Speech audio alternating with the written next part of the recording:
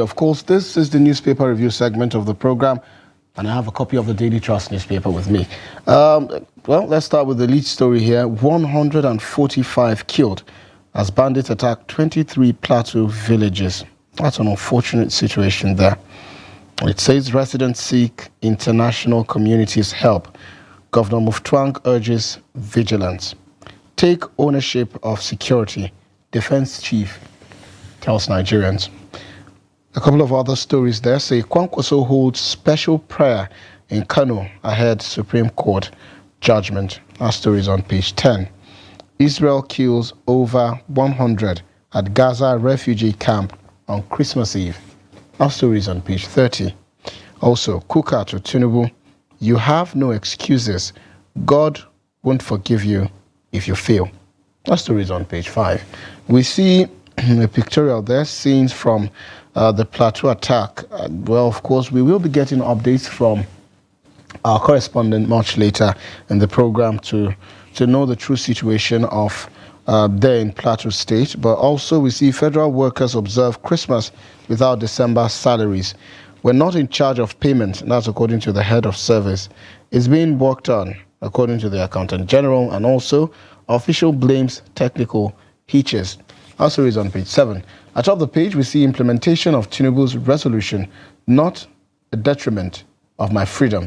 That's according to Governor Fubara of Rivers State, talking about the resolution made between him and the erstwhile governor of the state and also minister of the Federal Capital Territory. Also, flight delays cancellation worsens as NCAA pleads with passengers.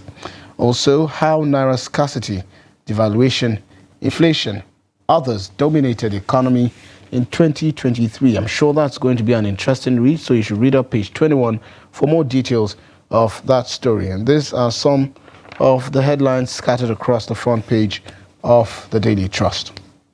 Let's take a look at the Daily Sun. Kaigama opens up on Pope's same-sex couple's blessing. You'll find there's a major story on page 27, where PDP knocks Tinubu over hardship and urges love and unity. Guns would forgive the president if he fails, says Kuka.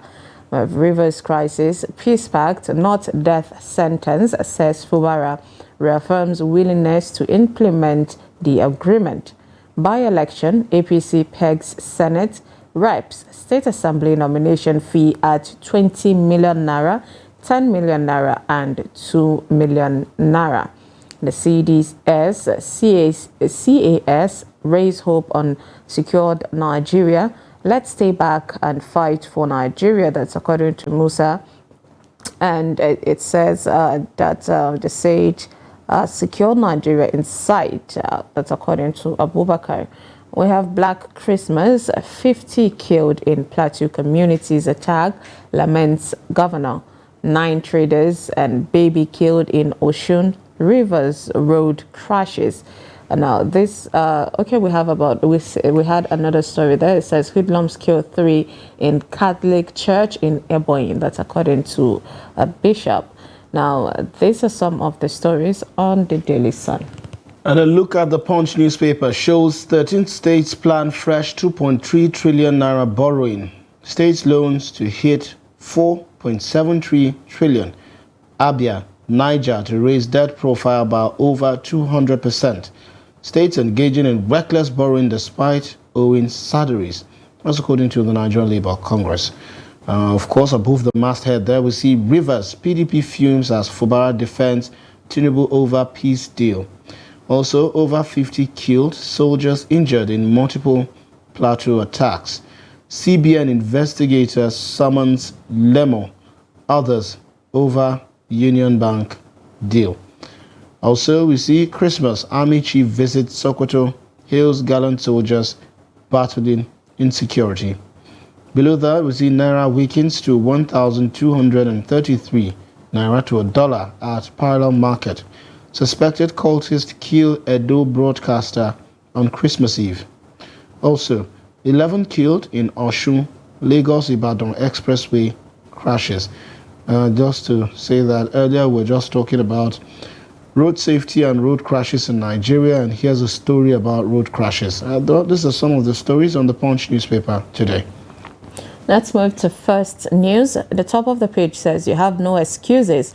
God won't forgive you if you fail," Kuka tells Tinubu. The lead story says, Aso Rock peace pact, not death sentence. I will implement it. That's according to Rivers State Governor Fubara. Says deal not as bad as being portrayed. Black Christmas in Plateau as death toll in attacks rises to 113. Why I won't assess Tinubu now, that's according to Shoinka. I didn't vacate my throne for Pastor Adeboye, says Olugbo. Found memories of centenarian Janet Ogbadofin passes on. A sad situation there. CNS Movement Church spiritual father Alogbo facilitates Christians at Christmas and warns against frivolous spendings during Yuletide. It's a great advice. January tends to seem longer because people are broke at that time. We are grieved that Nigerians are celebrating Christmas in hunger. That's according to PDP. No Christmas in Bethlehem as Israel-Hamas war rages on. A sad situation again. We have CAF announces kick-off dates for AFCON 2025 qualifiers. Now, these are some of the stories on the front page of the First News.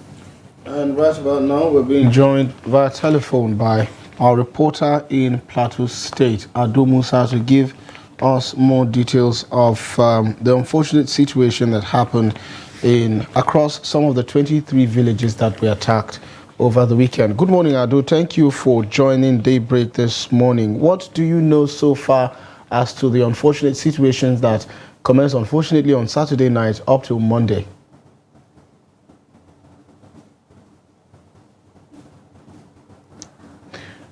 Ado, can you hear me? Are you with us?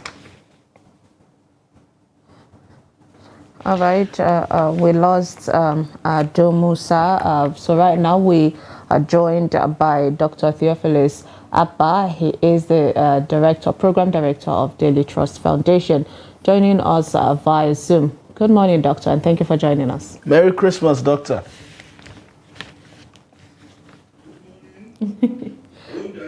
Yes, indeed, we can. You. Okay. Yes. So, Doctor, there seems to be a lot, happening in this Christmas, even though, we keep saying Merry Christmas, but it's not so merry, especially in some parts of the country, on what is happening in Plateau. I mean, there's been an attack from Saturday, and it became even worse on Sunday with a lot of houses being burned and people being killed. What is your take on this situation happening at this time, this Yuletide season? It's quite sad that we are having another round of killings in Nigeria at a period like this. And I know that this is not the first time it has happened. I think about 3 years ago, people were coming from what we call a crossover night. I think in Nasarawa State, they were killed in their numbers. So this is not the first time it's happening. It's quite unfortunate that this kind of thing is happening in Nigeria at a time like this. Because this is a time that we should be celebrating. Some places are counting their days to the end of the year and to the new year, believing that they've already scaled through all the problems of 2023. And then this happening this time around is quite unfortunate. Very, very unfortunate because Nigerians deserve to give their lives in full without fear of attacks or whatsoever. And apparently, the community that was affected was not prepared. I think maybe it's one of the crisis-prone areas in Plateau State, but I don't think they were prepared for the kind of thing that happened. They were not prepared for it. So it's quite unfortunate that this is happening again in Plateau State. It's very sad. In fact, when I saw some of the videos, how people were killed, mercilessly. And I know that these are enemies, real enemies of Nigerians. We cannot say, These guys are just aggrieved. They are just enemy. They did it. They are premeditated action, and we It's should really not be disheartening, allowed Doctor. to go without a reaction from government. It's really disheartening, Doctor. But let's talk about the villagers crying out and calling to international communities to come help them. Is it that bad? That Nigerians are now losing faith in our government and the security agencies to protect them, for them to even reach out to international communities for help? Well, we need help from anywhere we can get the help, but then, if we are saying international community should come and help us, it shows the level of confidence, loss of confidence that we have in our system. Now, like my own argument has always been like this: we need a security arrangement for rural communities. Now, you cannot go to, in developed society, let me put it that way, you cannot just go to a rural community and kill people and just get out and just run away and get away with it. It doesn't happen. Now, when you attack a rural community, there's a network to link up with the security in that environment. But in Nigeria, our rural communities have come under attack severally, by bandits. We call them bandits. They keep coming and going, and there's no arrangement whatsoever. In the last 10 years, this has been happening, but there's no arrangement whatsoever to protect them. Even when we know that communities are prone to attacks, we just leave them to their fate and then count the numbers. For instance, I expected that by now, there should be, an effective force, response force in that part of Plateau State, because this is not the first time they are coming. It will not be the last time. They will come, attack and go, come, attack and go, come, attack and go. And you see, they know that if they come at particular attack and go, nobody will do anything. The policemen are not ready for them. The soldiers are, they are in the cities. They are not in that area. So there must be a security arrangement for rural communities. At times, if you hear their stories, but I've not read details about it, but they will tell you that, we called the police, we called the area commander, nobody responded. But that is not how security is handled in developed societies. Now, if we have people who live rural area and they are truly Nigerians, it's part of the Nigerian territory, we cannot just surrender them. They are part of the people that we must cater for. So it's quite unfortunate that this is happening. Yes, Doctor, before we continue with this conversation, please can you adjust the frame of your device so we see you properly? It's seeming like your head is cutting out of the frame. Maybe you can move the device away from you a bit so we see your full frame. And while Doctor does that, we now have Ado Musa, reporter in Plateau State, to give us more details. Good morning, Ado. So far, the Daily Trust says it's 145% rather, that have been killed. Perhaps you have some updates for us this morning with regards to the development in Bokos and other villages where these attacks happened. Yeah. Okay. Well, this morning, the State Commissioner of Police has issued a statement directing the Deputy Commissioner of Police in charge of operation to deploy a high-powered delegation of operational forces to the affected communities in order to prevent further attacks in some of the areas. And the Operation 7 have also confirmed to me this morning that more security personnel have been deployed to these communities. But despite all what the security agencies are saying, residents of some of these communities, particularly from Bokos, that is the headquarters of Bokos local government, they are saying that they could still fight some of the attackers from the hill. And that is why a lot of people have been fleeing from their homes to the headquarters of the local government for fear of the unknown. So we've learned that a lot of people have been trooping into the headquarters of the local government. Some have been trooping on foot. Some have been evacuated in vehicles. So this is what we have at the moment. Although we've had reports of, even the heads, the village heads' houses being burnt in these villages. Is the security agency saying anything about these things? Because there's also a rider here on Daily Trust where the defense chief told Nigerians that they need to take hold of their own security. So what are they saying apart from that? Yes, of course. Apart from even the traditional rulers, even religious leaders were said to have been killed in the several attacks. But the security agencies are yet to tell us, even the figure that we have just given or we have reported, we are not given by the security agencies, because all they will tell you is, okay, yes, we have confirmed that the attack was launched, but they could not give us the casualty figure of the attack. So the same thing they are saying, that all they know at the moment, they have deployed security personnel, and they could not give us further information about the whole thing until maybe later in the day. So they have not been able to tell us whether security personnel have been deployed to one community or the other. All they were saying is they have deployed security personnel to these communities to contain the situation. All right. Ado, please, what's the current situation? I'm talking about the psychology of Plateau State residents at the moment. Unfortunately, this started on Saturday, and today is Tuesday.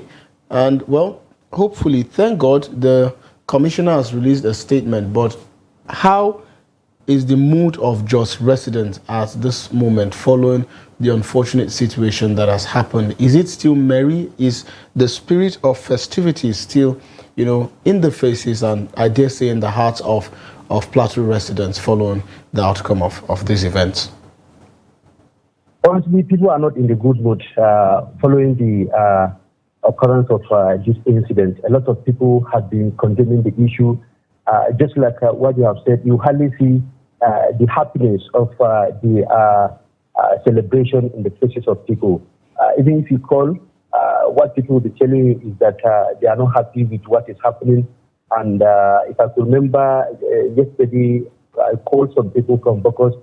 They told me that they have no cause to even celebrate the Christmas because there is fear in them. Because many people, not only in the affected communities, even the other villages that we are not affected, people have been fleeing. So there is no way they will have a rest of mind to even celebrate the Christmas. So the same thing here is just that is the headquarters of Plateau State. Of course, some people have attended church services, but you could then see that, yes, they are not happy with what is happening. A lot of groups have come out to condemn the incident. Even the Christian Association of Nigeria can here on the Plateau preparing to give a briefing with regard to what has happened in the affected communities. The same thing with Macban, they are also saying that they are going to brief journalists with regard to what happened in Bokos communities.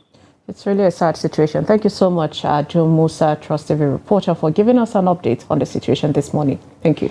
Thank you so much, Thank you for having me. Yes. All right. Let's go back to Dr. Theophilus standing by via Zoom. Now, Doctor, still on this, tragedy that happened in Plateau, the defense chief is saying that Nigerians should take ownership of their own security. What is your take on that? Nigerians are already, being vigilant on their own. We saw a situation of what happened in Niger State where they caught a man. Okay, he did escape, but then they ambushed his house and found a lot of ammunition. And based on the security report, they said they got an intel from, somebody in the community. So are Nigerians not doing enough? And is the defense chief not asking a lot from Nigerians? Yeah. I mean, with the budget, let's not forget the huge budget, given to the security.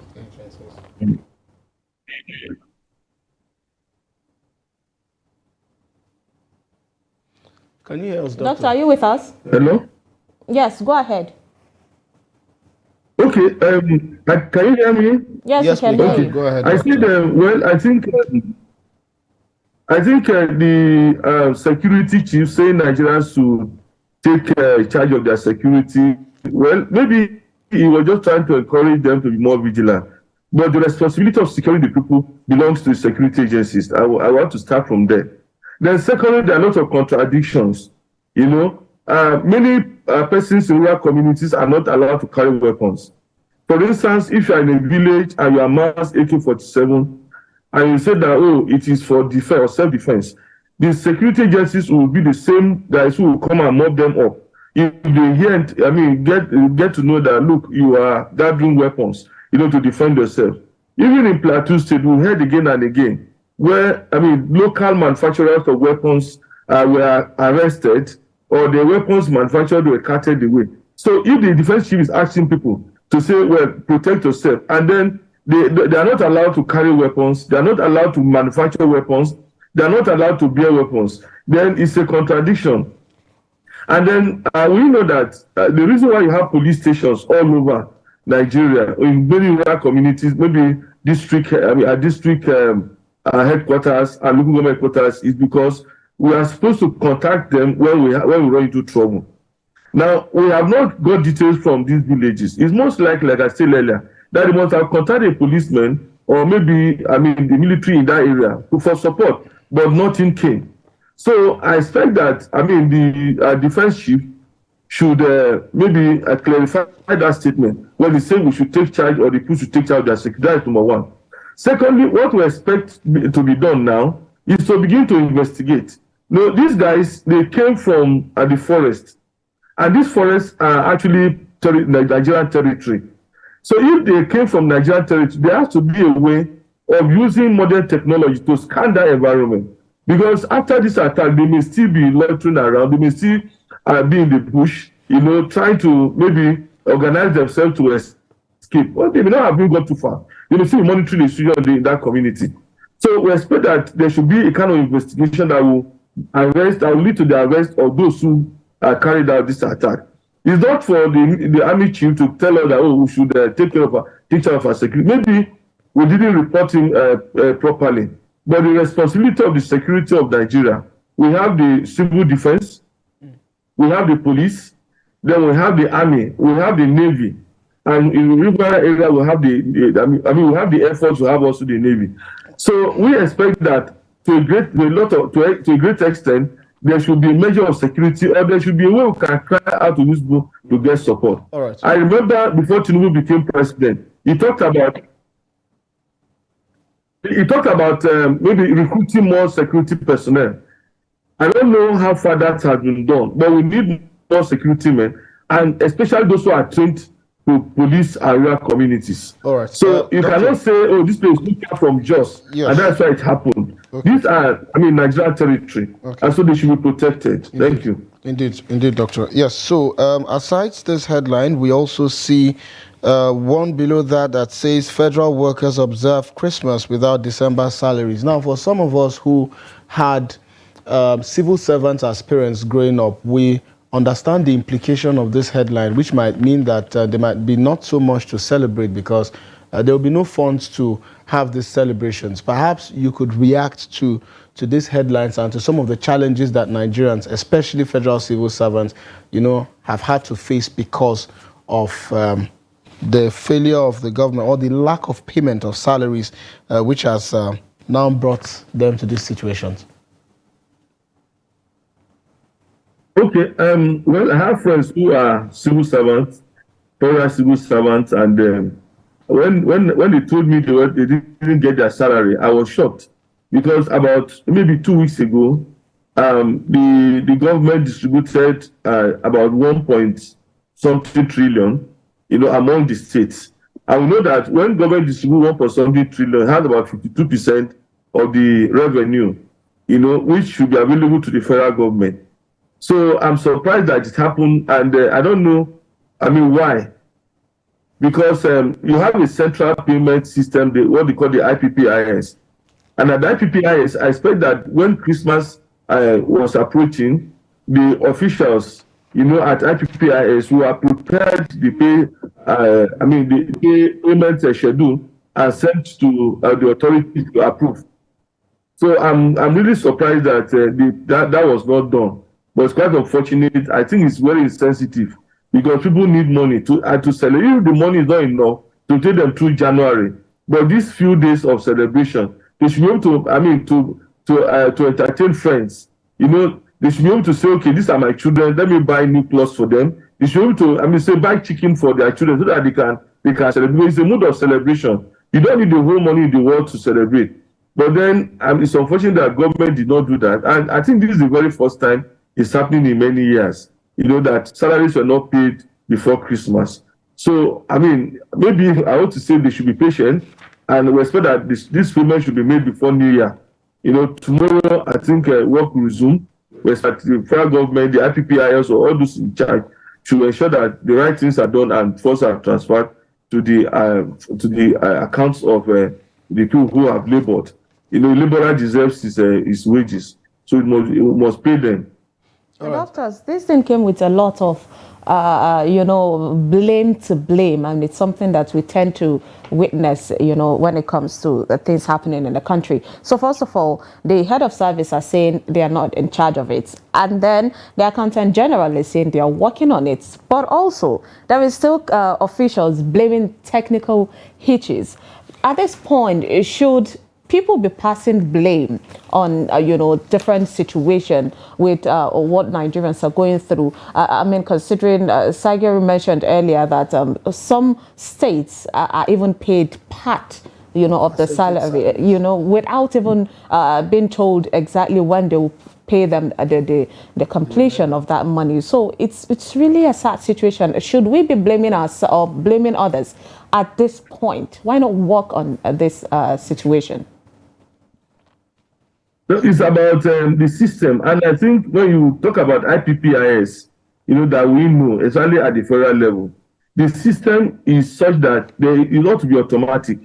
I don't know why anybody should be talking about technical hitches, because there's a whole department that's devoted to preparation of salary. They don't do any other job. You don't have any other assignment that to prepare. That's the IPPIS.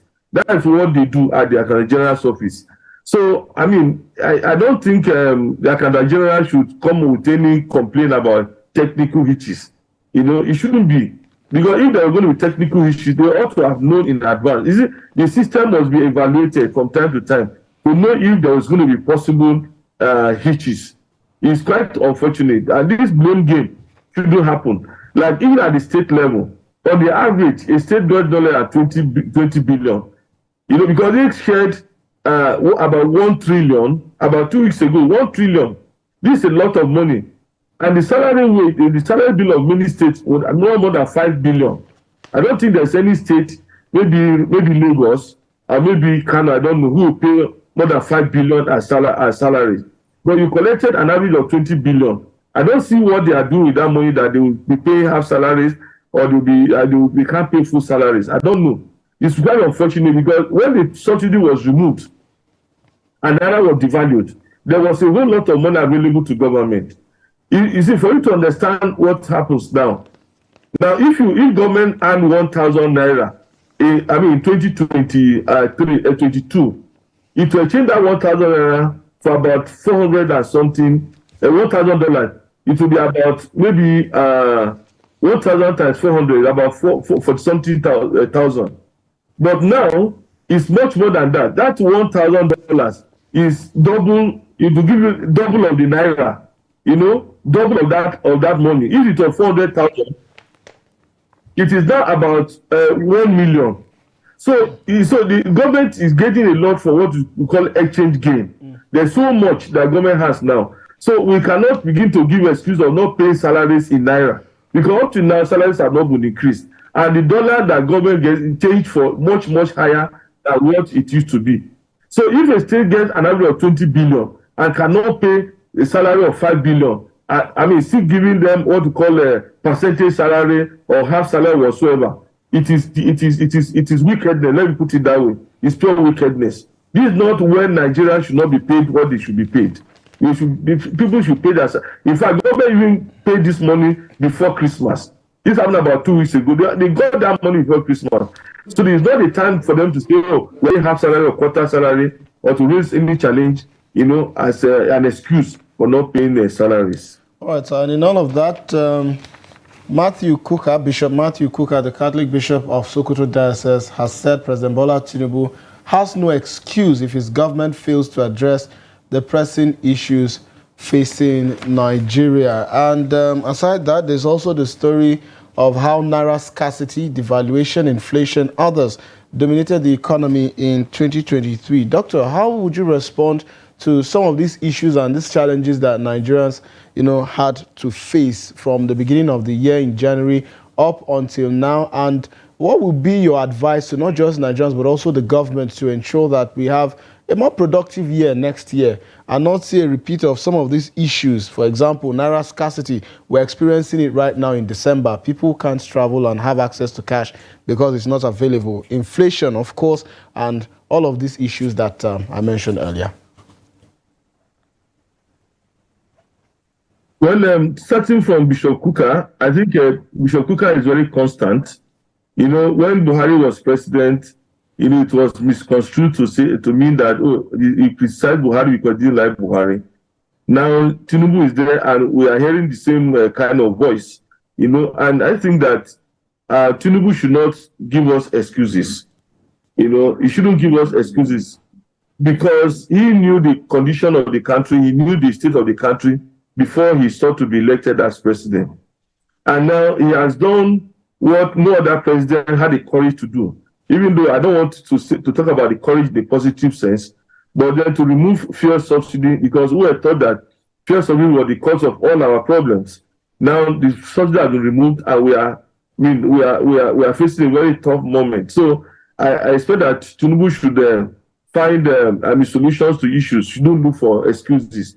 And I also want to add that even he shouldn't even look back to blame any previous government, because he was one of those who brought Buhari as president. I remember, he campaigned for Buhari to become president in 2015, and it happened. So, you cannot turn around to blame anybody. So I support what Jokuka has said. All right, thank you so much. But then I want to say that Nigerians, for your time. Due to time constraints, of course, we have to put a stop of the show now. Thank you so much, Dr. Theophilus Abba, the Daily Trust Foundation Program Director, for joining us this morning. And Merry Christmas. And apologies for cutting you short, of course, Doctor. Thank you. Thank you. Just I wish that we'll see the new year by the grace of God. Thank you very much. Amen, Doctor. Well, viewers, that's the much we can take on the program this morning. It's been a lovely conversation.